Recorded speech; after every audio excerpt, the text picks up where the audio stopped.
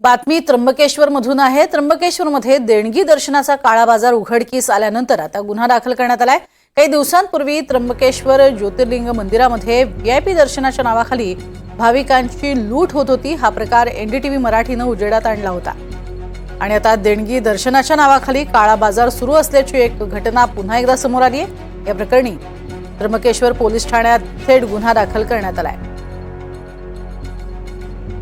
त्यांनी सांगितले की मी ह्या पाससाठी 2000 रुपये एका व्यक्तीला, मूर्तटक नावाच्या व्यक्तीला मी 2000 रुपये दिले आणि त्याच्याकडनं घेतलेला आहे।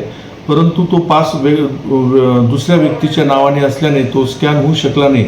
अशा प्रकारे त्या भाविकाची येथे फसवणूक झाली। त्या अनुषंगाने अमित माचवे मुख्य कार्यकारी अधिकारी यांनी पोलीस स्टेशनला फसवणुकीची तक्रार दिल्याने पोलीस स्टेशनमध्ये रीतसर गुन्हा दाखल करून सदर प्रकरणाचा पुढे तपास सुरू आहे।